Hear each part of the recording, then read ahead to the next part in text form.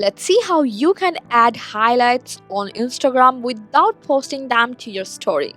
For that, open up your Instagram, go to your profile, hit the three-line menu, scroll down, choose Hide Story and Live under Privacy Settings.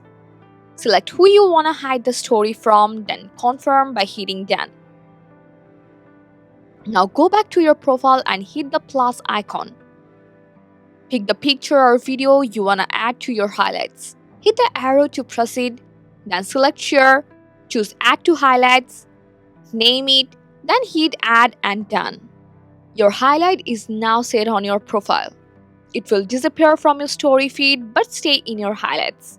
Once your highlight is added, you can go back and reset your story privacy settings like before. Isn't it really cool? I hope this guide helpful. Like the video and subscribe for more tips.